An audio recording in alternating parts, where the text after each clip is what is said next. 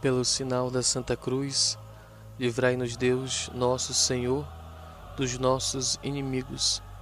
Em nome do Pai, e do Filho, e do Espírito Santo. Amém. Louvado seja nosso Senhor Jesus Cristo, para sempre seja louvado. Irmãos e irmãs em Cristo, sejam muito bem-vindos ao nosso canal Sobrenatural Católico. Neste vídeo, a gente vai fazer um resumo sobrenatural, citando alguns exemplos dentre os muitos fatos que ocorreram na vida de Santo Antônio de Pádua. Vamos à narrativa. Santo Antônio de Pádua, martelo dos hereges. O grande santo de Pádua, ou de Lisboa, sua cidade natal, embora com uma curta existência terrena, tornou-se um dos santos mais populares do mundo, sendo venerado tanto no Oriente quanto no Ocidente. Protetor dos pobres, o auxílio na busca de objetos ou pessoas perdidas, o amigo nas causas do coração. Assim é o Santo Antônio de Pádua, frei franciscano português, que trocou o conforto de uma abastada família burguesa pela vida religiosa. Doutor da Igreja, martelo dos hereges, doutor evangélico, arca do testamento, santo de todo o mundo, são alguns dos títulos com que os soberanos pontífices honraram aquele cuja vida foi, no dizer de um de seus biógrafos, um milagre contínuo. É o santo dos milagres, tal a quantidade de fatos extraordinários e sobrenaturais, obtidos através de sua oração, que acompanhavam a sua pregação. Sua língua está miraculosamente conservada em Pádua há 775 anos. A sua devoção no Brasil foi uma rica herança dos portugueses. Natural de Lisboa, onde nasceu em 15 de agosto de 1195, ele era o filho único, herdeiro dos nobres Martinho de Bulhões e Teresa Taveira. O futuro santo recebeu no batismo o nome de Fernando. De boa índole, inclinado à piedade e às coisas santas, sua formação espiritual e intelectual foi confiada aos cônegos da Catedral de Lisboa por seu pai, oficial no exército de Dom Afonso. Reservado, Fernando preferia a solidão das bibliotecas e dos oratórios às discussões religiosas. Segundo alguns de seus biógrafos, na adolescência, Fernando foi acometido por violenta tentação contra a pureza. Para aplacá-la, estando na catedral, o jovem traçou uma cruz com os dedos numa coluna de mármore, ficando nela impressa como em cera. Avaliando nessa ocasião os perigos que corria, o adolescente quis entrar para o mosteiro de São Vicente de Fora, dos clérigos regulares de Santo Agostinho, nos arredores da capital portuguesa, quando contava 19 anos de idade. Ali permaneceu 2 anos, findos os quais, por ser muito procurado por parentes e amigos, pediu aos superiores que o transferissem para o mosteiro Santa Cruz de Coimbra, casa-mãe do Instituto. Foi ordenado sacerdote em 1220. Frei Fernando, entretanto, almejava abraçar um gênero de vida mais perfeito e mais de acordo com suas íntimas aspirações. Transferência para a Ordem Franciscana. Quando chegaram a Coimbra, os restos mortais dos 5 protomártires franciscanos que deram sua vida pela fé no Marrocos, Frei Fernando sentiu imenso desejo de imitá-los, vertendo também seu sangue por Cristo. Um dia, no verão de 1220, quando 2 franciscanos foram ao seu mosteiro pedir esmola, Frei Fernando perguntou-lhe se, passando ele para a sua ordem, o enviariam à terra dos mouros para lá sofrer o martírio. Eles deram resposta afirmativa. No dia seguinte, depois de obter, a duras penas, a autorização de seu superior, mudou-se para o eremitério franciscano, onde se tornou um filho de São Francisco de Assis. Frei Fernando mudou então seu nome para onomástico do eremitério Antônio, que ele imortalizaria. Conforme o combinado, Frei Antônio foi enviado no fim desse mesmo ano à África. Entretanto, não estava nos planos da providência que ele ilustrasse a igreja como Marte, mas com suas pregações e santa vida. Assim, chegando ao continente africano, foi atacado de terrível doença que o reteve no leito por longo período. Os superiores decidiram que, para curar-se, Frei Antônio deveria voltar a Portugal, guiado pela mão da Divina Providência. A mão da Divina Providência, no entanto, desejava-o em outro campo de luta. O navio em que estava o convalescente, levado pela tempestade, foi parar nas costas da Itália, onde o santo encontrou abrigo em Messina, na Sicília. Lá soube que o seráfico São Francisco havia convocado um capítulo em Assis para maio de 1221. Antônio poderia enfim ver o pai e fundador dos franciscanos e contemplar sua angélica virtude. Naquela grande assembleia, o provincial da Romênia resolveu levá-lo consigo. Homem de oração, Santo Antônio, que se tornou santo porque dedicou toda a sua vida para os mais pobres e para o serviço de Deus, sentiu a necessidade de se retirar para um local afastado e ali sentir Deus. Frei Antônio obteve dele licença para permanecer no eremitério no Monte Paulo, a fim de entregar-se ao isolamento e à contemplação. Ali viveu como eremita. Partilharam desta mesma ideia alguns dos seus companheiros de hábito franciscano. O quarto onde dormia era simples. Teciam a própria roupa, faziam os serviços mais humildes. Foi um período de aproximadamente 1 ano.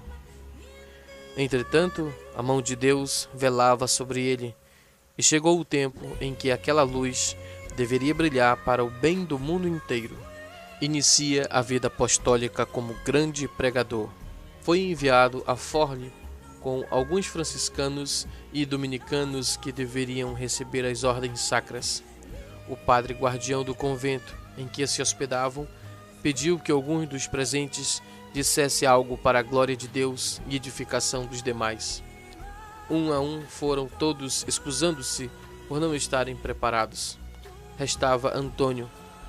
Sem muita convicção, o superior mandou-lhe então que falasse à falta dos demais. Era a primeira vez que Antônio falava em público, e então viu-se a maravilha. De sua boca saíram palavras de fogo, demonstrando profundo conhecimento teológico e das Escrituras, tudo exposto com uma lógica, clareza e concisão que conquistou a todos. Entusiasmado, o guardião comunicou aquele sucesso ao provincial, que transmitiu a notícia a São Francisco. O poverello mandou então que Frei Antônio estudasse teologia escolástica para dedicar-se à pregação. Pouco depois, em vista de seus progressos, ordenou-lhe São Francisco que trabalhasse na salvação das almas. Era o ano 1222. Força irresistível de suas palavras.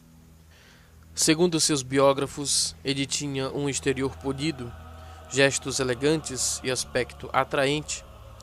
Sua voz era forte, clara, agradável e sua memória feliz. A essas vantagens juntava uma ação cheia de graça. Entretanto, seu traço característico, o milagre constante de sua existência, é a força incontestável de sua pregação, o poder de sua voz sobre os corações e as inteligências.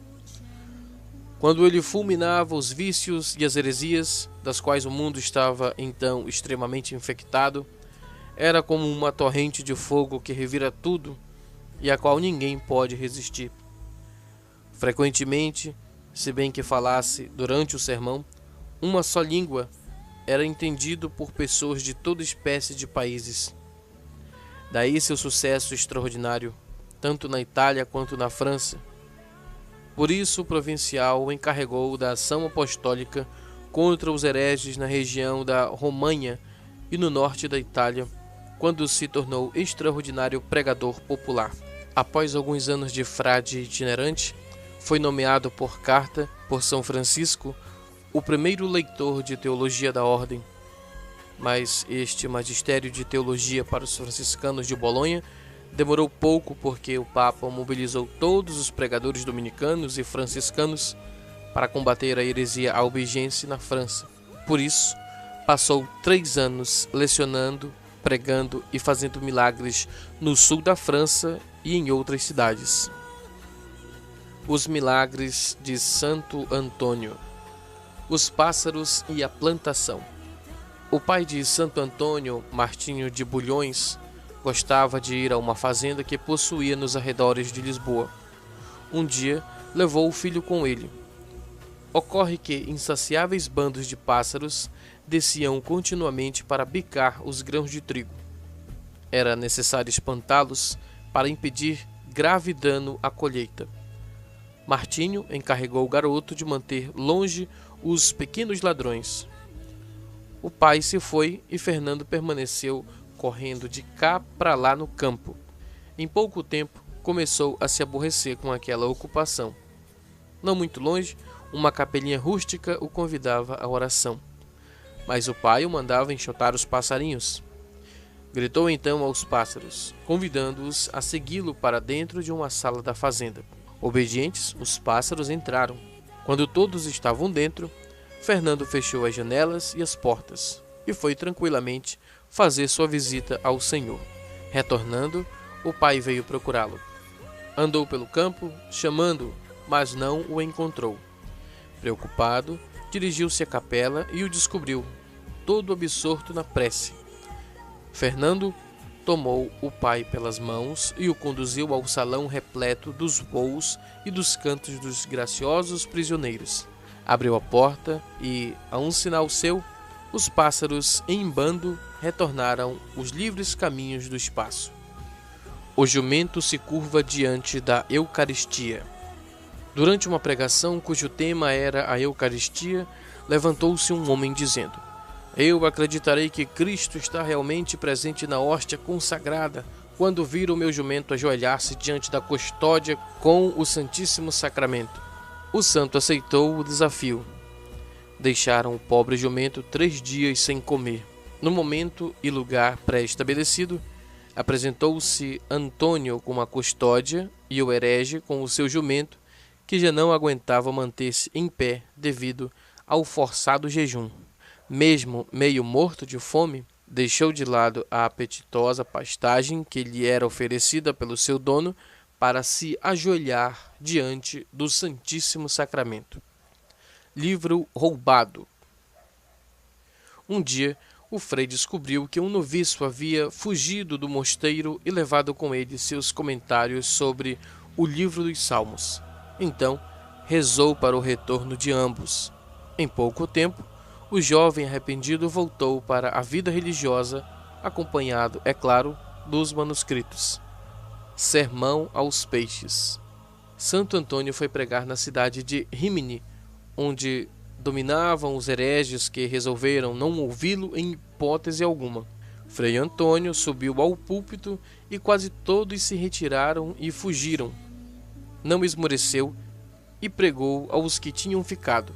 Inflamado pela inspiração divina, falou com tal energia que os hereges presentes reconheceram seus erros e resolveram mudar de vida. Mas o santo não estava contente com o resultado parcial. Retirou-se para orar em solidão, pedindo ao Altíssimo que toda a cidade se convertesse. Saindo do retiro, foi direto às praias do mar Adriático e, em altos brados, clamou aos peixes que o ouvissem e celebrassem com louvores ao seu supremo Criador, já que os homens ingratos não queriam fazê-lo. Diante daquela voz imperiosa, apareceram logo os incontáveis habitantes das águas e se distribuíram ordenadamente, cada qual com os de sua espécie e tamanho. Os peixes ergueram suas cabeças da água e ficaram longo tempo imóveis a ouvi-lo. O prato envenenado. Alguns hereges resolveram matar Santo Antônio, envenenando-o convidaram-no para comer com eles, dando como pretexto debater sobre alguns pontos da fé. Santo Antônio sempre aceitava comparecer a esses debates e polêmicos. Os hereges puseram diante dele, entre outros pratos, um que continha veneno mortal. Antes que o tocasse, Deus revelou-lhe a cilada, e o santo, conservando toda a calma, repreendeu os hereges pela traição. Vendo revelado o intento perverso, os hereges não se abalaram e responderam cinicamente: é verdade que esse prato tem veneno, mas nós o colocamos aí porque desejamos fazer uma experiência. No Evangelho está escrito que Jesus Cristo disse aos seus discípulos que, ainda que tomassem veneno mortal, nenhum mal sofreriam. E estamos querendo saber se és de fato discípulo de Cristo. Santo Antônio fez o sinal da cruz sobre aquele prato e o comeu com apetite, saboreando a comida envenenada como se fosse alimento saudável, e nada sofreu, deixando mais uma vez os hereges confusos e assombrados. O milagre da bilocação está em 2 lugares ao mesmo tempo. No domingo de Páscoa, enquanto pregava na catedral, Santo Antônio lembrou-se de que fora designado para entoar a Aleluia na missa que se celebrava naquele momento na igreja do convento franciscano. Não querendo faltar com a obediência e não podendo descer do púlpito, parou um pouco, calou-se como se estivesse retornando à respiração, e nesse momento foi milagrosamente visto no coro de seu convento, entoando a Aleluia. Esse prodigioso milagre de bilocação foi assistido e certificado por muitas testemunhas, espalhando-se a notícia em todos os locais. Controle sobre o tempo. Num dia festivo, em Limoges, Santo Antônio pediu licença para pregar numa igreja paroquial. Como era imensa sua fama, o povo deslocou-se para o local, mas o recinto era pequeno para acolher toda aquela gente e foi obrigado a pregar em praça pública. Mal havia começado o sermão, o céu escureceu e muitos relâmpagos e trovões anunciavam uma grande tempestade. O povo, atemorizado, começou a murmurar e já se dispunham a sair dali em busca de abrigo. Mas Santo Antônio pediu silêncio e, em nome de Deus, assegurou que não choveria naquele local, recomendando a todos que ficassem atentos à pregação. Tranquilizados, os fiéis ouviram o sermão até o fim. Quando se retiravam para suas casas, verificaram com muita admiração que, embora estivesse perfeitamente seco o local da pregação, toda a redondeza estava completamente alagada pela chuva da forte tempestade. Santo Antônio cura um louco. No meio de um sermão de Santo Antônio, entrou um louco e, com voz alterada e gestos desordenados, perturbava os ouvintes que não conseguiam prestar atenção nas palavras do pregador. De repente, o louco disse: "Não sossegarei enquanto aquele homem", e apontou para Santo Antônio, "não me der o cordão que usa na cintura". O santo retirou o cordão e com ele envolveu o louco, que foi imediatamente curado. Menino salvo pela fé. Santo Antônio pregava em Briba, quando uma senhora, apressada para assistir seu sermão, deixou sobre o fogo um caldeirão com água, sem se lembrar de que seu filho pequeno ficara só em casa. Ao chegar da pregação, viu com horror que o menino havia caído dentro do caldeirão e que a água estava fervendo. Bem se pode imaginar os gritos de desespero que deu a pobre mãe. Não ousava aproximar-se, certa de que encontraria a inocente vítima horrivelmente queimada e morta.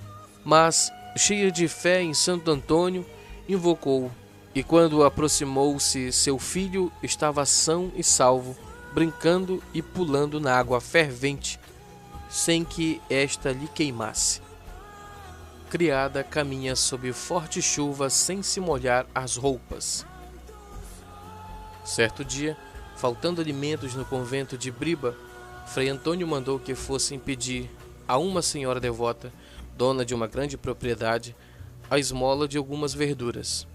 Apesar de estar chovendo fortemente, a piedosa senhora ordenou a uma criada que fosse apanhar as verduras na horta distante da casa.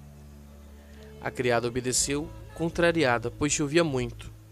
Foi quando se deu conta de que, apesar da chuva torrencial que caía, não estava molhando nem os pés, nem as roupas que vestia. Chegou à horta, colheu as verduras, foi entregá-las no convento e retornou à casa completamente seca. Tanto ela quanto sua senhora ficaram assombradas diante daquele prodígio e não cessaram de contar a todos os altos merecimentos do santo. Santo Antônio ressuscita um morto. Vinha Frei Antônio e um companheiro pelo caminho. Voltavam de uma aldeia carregando grande peso às costas, quando encontraram um carroceiro que carregava um homem adormecido. O santo, muito cansado, pediu-lhe por amor de Deus que levasse alguns víveres que ele e seu companheiro haviam recebido de esmola para o sustento da comunidade. O carroceiro respondeu rudemente que não podia fazê-lo porque estava conduzindo um defunto. O santo acreditou, rezou pelo descanso eterno da alma do falecido e continuou o seu caminho. Qual não foi o espanto do carroceiro quando, mais tarde, foi acordar o amigo que supunha adormecido e o encontrou realmente morto. Confuso e arrepiado, foi em busca de Santo Antônio e prostrou-se aos seus pés, pedindo-lhe humildemente perdão. Frei Antônio se compadeceu do homem, aproximou-se da carroça e, depois de uma curta oração, fez o sinal da cruz sobre o cadáver e o ressuscitou. Salvou um homem da morte por esmagamento. Durante a construção do convento de Leontino, aconteceu o seguinte milagre. Estava sendo transportada uma grande pedra para o portal da igreja em uma carroça. Ao ser retirada, caiu sobre o carroceiro, esmagando-o, deixando-o quase morto. Frei Antônio, querendo por humildade ocultar seu dom de fazer milagres, disse aos presentes que invocassem o auxílio de São Francisco. Imediatamente o homem ferido levantou-se perfeitamente são, como se nenhum acidente tivesse ocorrido. A cura de um menino paralítico. Aproximou-se de Santo Antônio uma mulher trazendo nos braços um filho paralítico de nascença e rogava em altos brados que o curasse. O santo manifestou certo desagrado por aquela forma ruidosa de pedir, mas a mulher continuou a implorar. Tanto ela pediu e suplicou que este, afinal, fez sobre o menino paralítico o sinal da cruz, curando-o imediatamente. Com modéstia, atribuiu o milagre à fé da boa mulher e recomendou-lhe que não contasse o ocorrido a ninguém enquanto ele fosse vivo. O menino Jesus aparece para o santo. Certa vez, Santo Antônio precisou de alojamento em Pádua e um senhor nobre da família dos condes de Camposampiero teve a honra de o acolher em sua casa. Uma noite, vendo do lado de fora do quarto de Frei Antônio alguns raios de luz, aproximou-se e viu o santo segurando nos braços um gracioso menino que suavemente o acariciava. Ficou cheio de espanto por tão extraordinária maravilha. Compreendeu que se tratava do menino Jesus, que se tornara visível ao santo para compensá-lo com celestes consolações pelas fadigas sofridas. Enquanto ainda observava, o menino desapareceu. Saindo do êxtase, Frei Antônio deixou o quarto e dirigiu-se ao dono da casa, dizendo que ele o havia observado durante a aparição. Pediu então com insistência que não revelasse o que tinha visto. O Senhor cumpriu a palavra, somente revelando o fato depois da morte do santo. A história o tocara profundamente, e todas as vezes que a relatava, não conseguia reter as lágrimas. Reconstituiu um pé decepado. Um jovem chamado Leonardo confessou-se com o santo e contou-lhe que, levado pela cólera, havia dado um pontapé em sua mãe. Frei Antônio, para fazê-lo compreender a gravidade do pecado que cometera, disse-lhe: "Teu pé bem que merecia ser cortado. Essas palavras impressionaram tão fortemente o jovem que este, chegando em casa, aterrorizado com o que fizera, cortou fora o pé. Na hora em que caiu ao chão, fez um ruído tão grande que sua mãe correu para ver o que estava acontecendo. Horrorizada com a cena e por saber as razões pelas quais o filho assim procedera, correu em busca de Frei Antônio, que apressadamente foi à casa do rapaz. Comovido pelo estado em que o encontrou, quase à beira da morte, pelo sangue perdido, animou-o a ter confiança em Deus. O rapaz e o santo pegaram o pé cortado, recolocaram-no e imediatamente foi restaurado. Ficou tão perfeito como se nunca houvesse sido cortado, com apenas pequena cicatriz no lugar do golpe, para testemunho do grande milagre realizado. Morto falou em defesa do pai de Frei Antônio. Um rapaz foi assassinado perto da casa de Martinho de Bulhões, pai de Santo Antônio. Os assassinos levaram o corpo para o quintal de Martinho e ali o enterraram, sem que o proprietário do terreno soubesse. Mais tarde, foi descoberto pela justiça o corpo na casa do infeliz fidalgo e este foi acusado pelo crime. Diante dos gravíssimos indícios de sua culpa, permaneceu 15 meses preso e finalmente estava sendo julgado e seria com certeza condenado à morte. Frei Antônio foi misteriosamente avisado do perigo que ameaçava seu pai. Santo Antônio foi imediatamente pedir ao guardião do convento que o deixasse ausentar-se de Pádua por pouco tempo. Assim que foi autorizado, viu-se transportado num instante a Lisboa, indo direto ao tribunal, e depois de beijar a mão de seu pai em sinal de respeito, tomou a sua defesa. Os juízes ficaram impressionados com o aparecimento daquele inesperado advogado e com a segurança com que ele falava, mas não se convenceram da inocência do réu. Tantas eram as provas que tinham de sua culpa. Faltando testemunhas de defesa, Santo Antônio apelou para o depoimento da vítima. Os assistentes, surpresos com a estranha proposta, começaram a rir. Mas Frei Antônio insistiu e os juízes, levados pela curiosidade, consentiram que ele chamasse o morto como testemunha da defesa.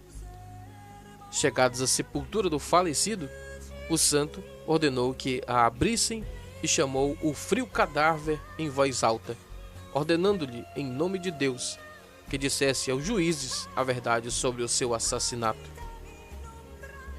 Imediatamente, o morto levantou-se como se estivesse vivo e respondeu com voz sonora que Martinho de Bulhões era inocente e não estava manchado pelo seu sangue. Em seguida, deitou-se na sepultura. Santo Antônio, depois de se despedir do pai, desapareceu. Ficaram os juízes e a assistência assombrados com o milagre que acabavam de presenciar.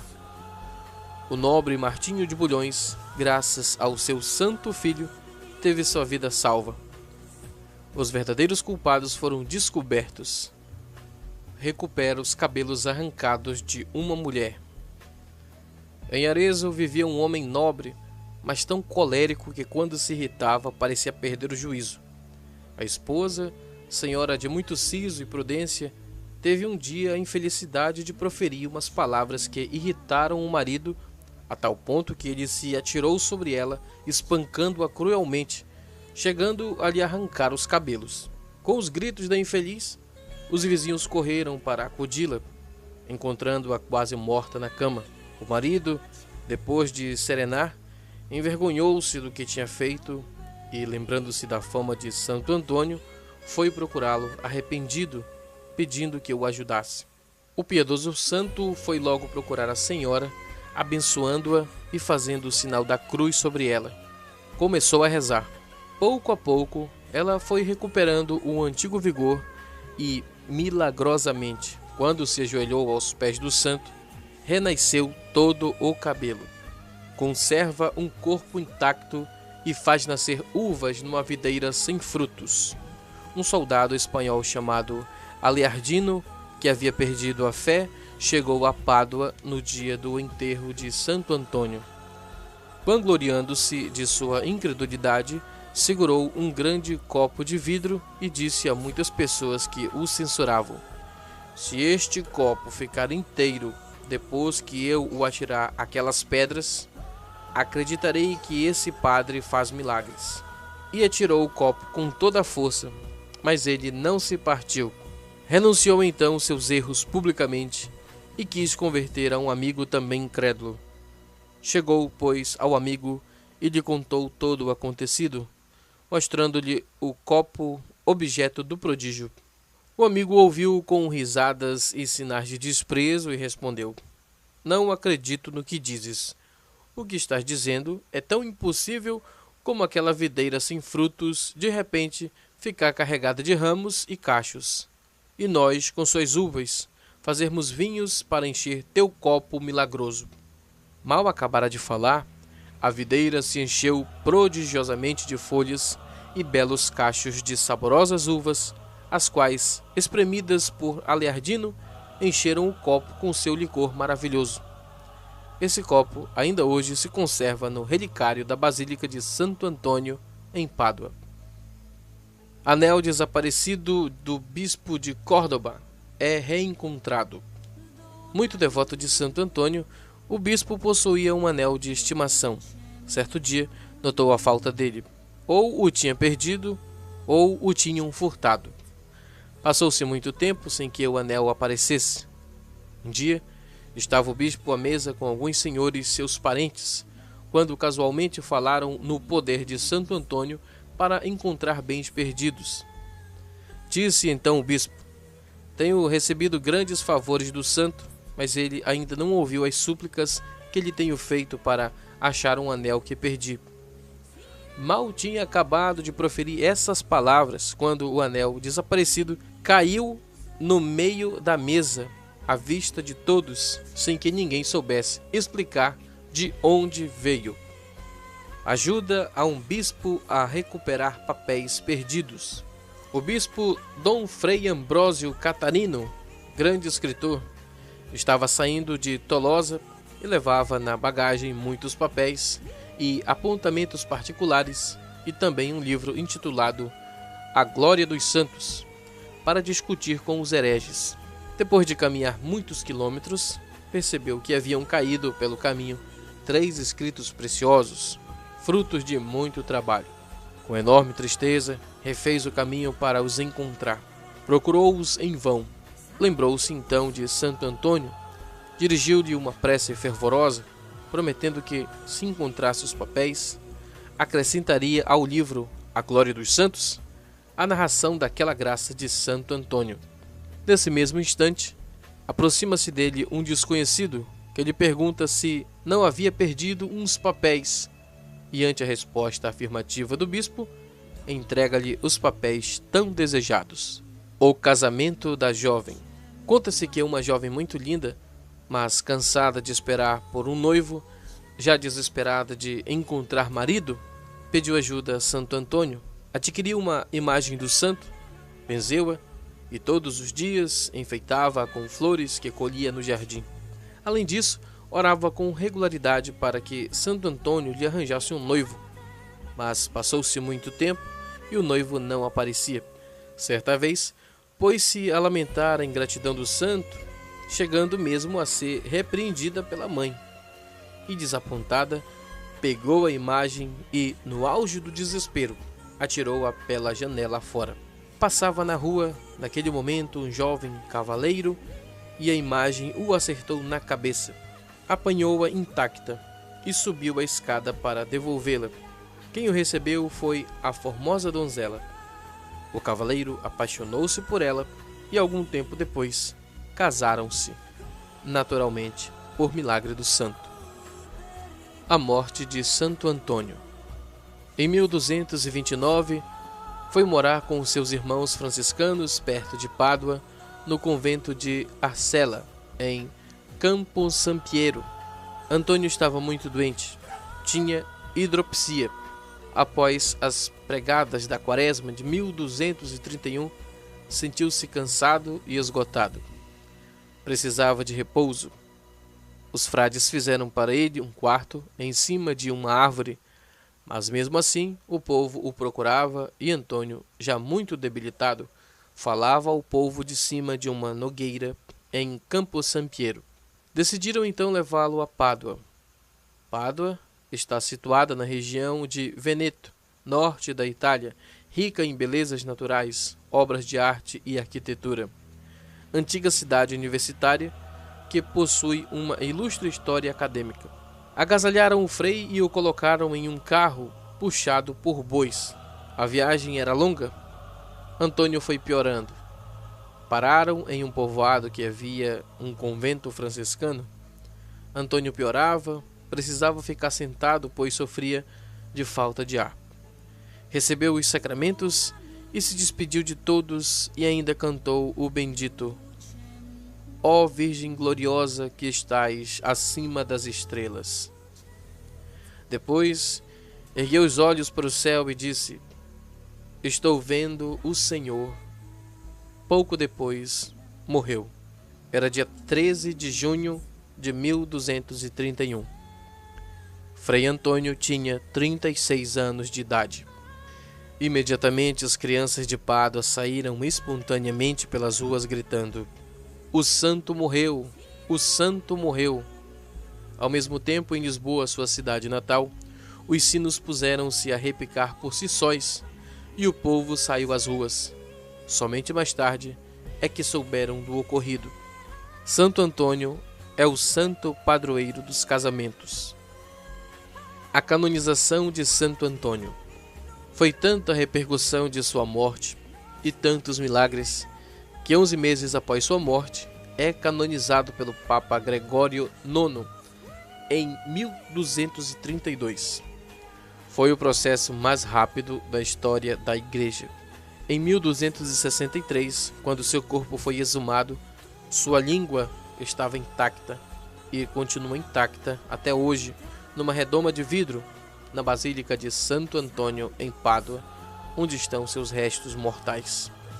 Em 1946, é oficialmente proclamado doutor da Igreja por Pio XII, sendo-lhe atribuído o epíteto de evangélico pelo vasto conhecimento das Sagradas Escrituras patente nos seus sermões.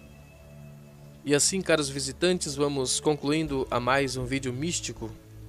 Confira a este e a outros conteúdos do Sobrenatural Católico na íntegra, acessando o nosso blog. Acompanhe-nos diariamente curtindo a nossa página no Facebook e tenha acesso aos nossos destaques informativos. Links para acesso na descrição do vídeo. Ajude-nos a levar esta missão comum a mais e mais almas, curtindo e compartilhando este vídeo, inscrevendo-se em nosso canal para receber as nossas atualizações. Se quiserem, deixe os seus comentários com as suas opiniões construtivas. Obrigado pela companhia de todos e até o próximo Sobrenatural Católico, se Deus quiser. Louvado seja nosso Senhor Jesus Cristo, para sempre seja louvado. A nossa proteção está no nome do Senhor, que fez o céu e a terra. Estivemos e continuaremos unidos, em nome do Pai, e do Filho, e do Espírito Santo. Amém. Sobrenatural Católico, levando a mística da Igreja até você, porque se é místico, é sobrenatural.